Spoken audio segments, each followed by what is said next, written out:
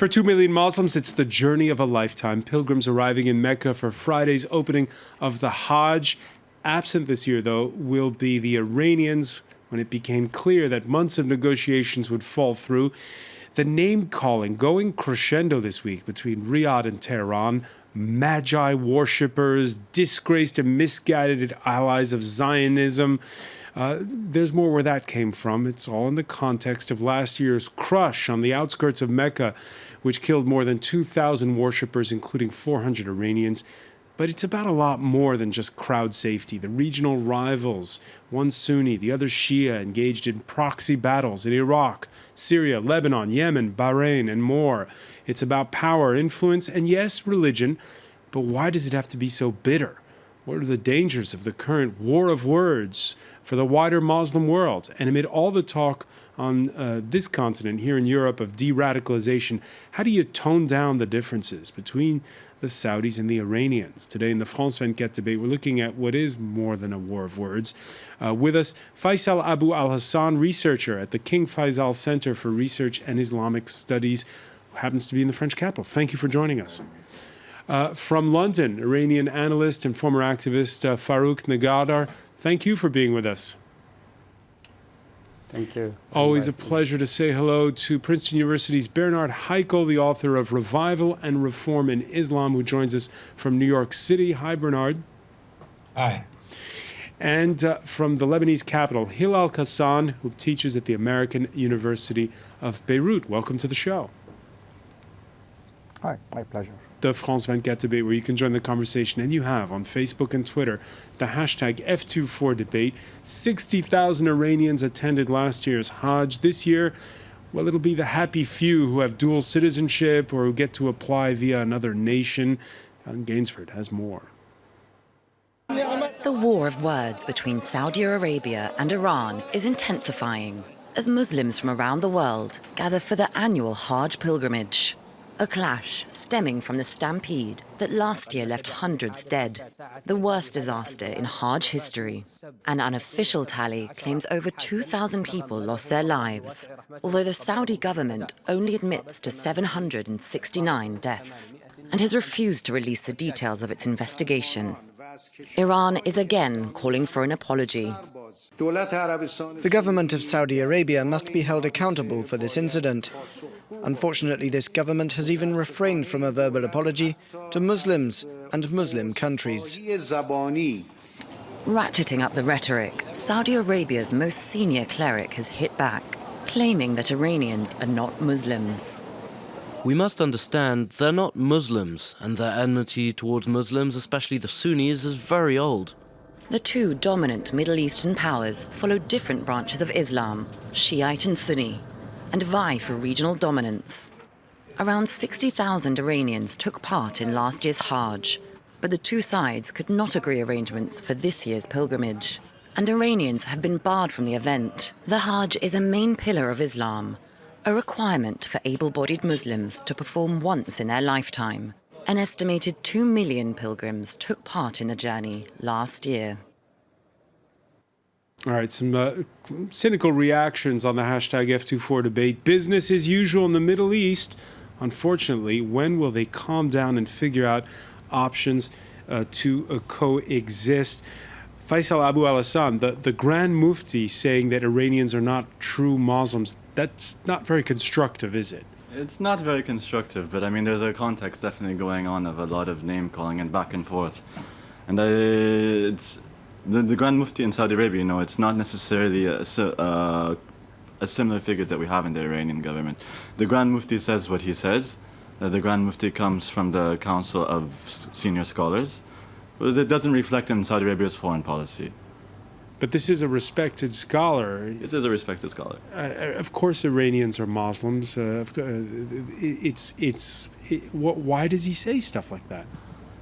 I mean, the religious establishment says what they say, but it doesn't have an effect per se on the country's foreign policy, which is not the same thing we can really say about our Iranian colleagues. Farouk Nagadar, we heard the Iranian president call the Saudis murderers in relation to what happened last year. That too seems a bit strong to us. After all, it's a tragic event, but they weren't purposefully murdered, those 2,000 people. I agree. The tone of the president probably is a bit harsh. And this is because the disaster, the dimension of the disaster was so extraordinary, very, very crude. And the reaction of the Saudis are too cool. It doesn't balanced reaction from the both sides.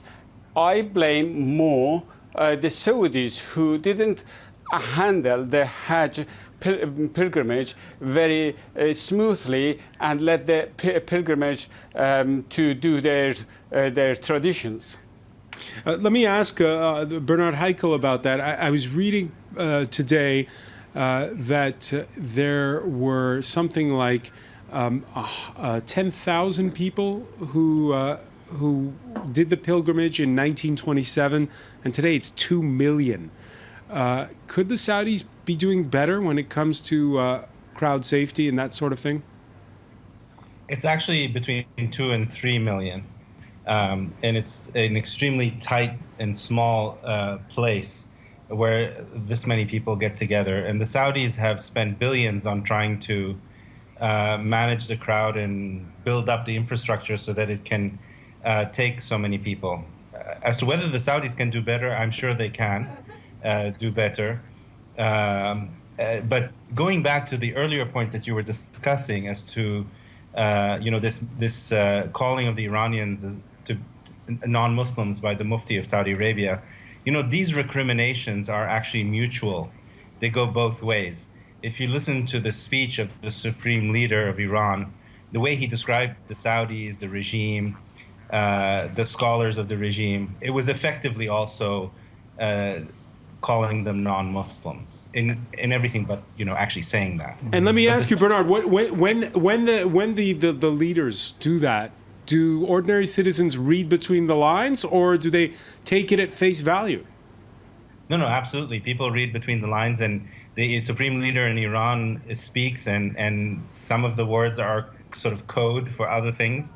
But there's no question that he regards the Saudi rulers and the religious establishment in Saudi Arabia to be infidels, just like the Saudi religious scholar also considers their regime, the Iranian regime, and Iranians to be infidels. So that this is sectarian talk. You found it in Europe in the past between Catholics and Protestants.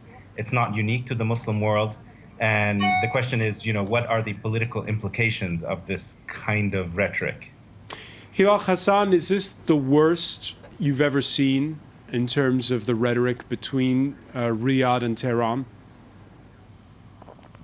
Well, there is no question that there has been serious escalation in the past few weeks, notably the past few days. And the level of escalation, which has been unprecedented, even caused Rafsanjani to say that this is an ungainly exchange of acerbic remarks, and they will do no good, and eventually the two countries will have to sit together and find a way out of this impasse.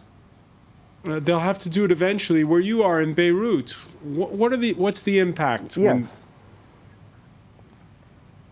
You mean the impact on Lebanon? The impact on citizens in Lebanon, which is this country which has people from all different strains of beliefs in the Middle East. Yeah, well, to tell you the truth, the latest acerbic exchange is nothing new. It already exists in the minds of the peoples of the region. Lebanon, as a country, is very well known to be fragmented, and the opinions of the people there vary with regard to their religious affiliation. So, I mean, those who follow the Saudis would accept what the Saudis say, and those who support the Iranians will take what the Iranians claim at face value. So how do we tone it down? Faisal Abu al-Hassan, first of all, I suppose the first way is to find some kind of a solution so that Iranian pilgrims can go next year. Is that something that can be done easily? Of course, but I mean, I think that we have to remember that these negotiations that were considered failed negotiations about the Iranians attending Hajj this year were not about Iranians attending Hajj this year. The negotiations were about whether or not Iranians can stage political manifestations and stage other demonstrations in Mecca, which goes completely against the fundamental value of the Saudi administration of Hajj, which is in completely apolitical Hajj. And that is something that's been going on for years. An apolitical Hajj. The Iranians, not the only Iranians, but there have been many attempts to politicize Hajj, but this is fundamentally against Saudi values of administration, Saudi values of managing the Hajj. When the Iranians tried to manifest in 1987, they did manifest actually, and there was many deaths, including Saudi deaths, Iranian deaths, other nationals. In 1988, the following year, there was a meeting between the foreign ministers of the OIC countries, and they declared that Saudi Arabia should and ought to do what it must to ensure that Hajj is safe. Saudi Arabia's goals with Hajj is not to politicize Hajj, it's just to have a safe Hajj. Saudi Arabia doesn't get anything out of Hajj but a good Hajj for the pilgrims. On the other hand, we have other actors, maybe not just Iran these days, who are trying to politicize the Hajj, not for the goal of the pilgrims or for the goal of the season or for the goal of the holiday, but for ulterior motives that are not being productive for anyone in the region. Farouk Nagadar, every year at Hajj, there are Iranians who stage a small "Death to America" chant protest. Is that inappropriate?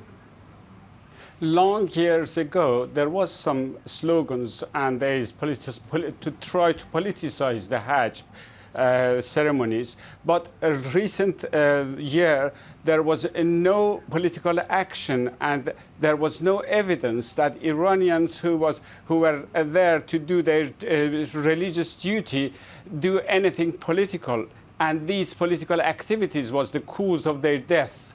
There was no report from Saudi side that this death caused by political activities or turmoil happened there. There was just carelessness of the Saudi authorities about the safety and security of the pilgrims. Do you agree, Bernard Heikel? That it was carelessness? No, that the Iranians have toned it down and there are no longer political demonstrations at the Hajj. Yeah, particularly last year, I mean. Yeah, and the last couple of years, I haven't heard that they were trying to demonstrate at all.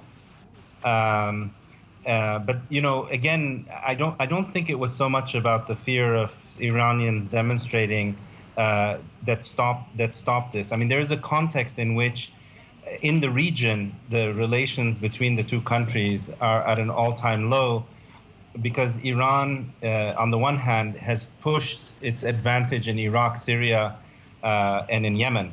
You know, has used non-state actors to basically try to dominate the region. That's how the Saudis see it. And the Saudis have responded to this attempt at Iranian domination of this region by waging a war in Yemen against the proxies of the Iranians, and also trying to push back on in Syria with the anti-Assad forces.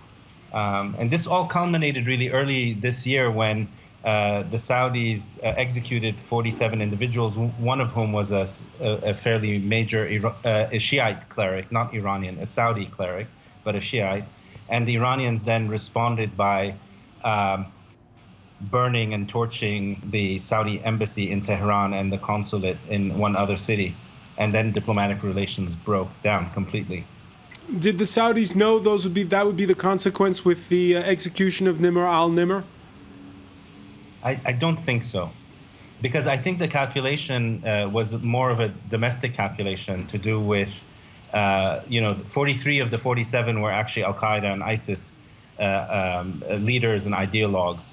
And the Shiites were also opponents of the regime, so they felt that, you had to the justice had to be equal on both sides. I think it was domestic considerations, not regional ones, and I think they were taken aback by the Iranian reaction. All right, we're going to pick up on these points with our panel. When we come back, you're watching the France 24 debate.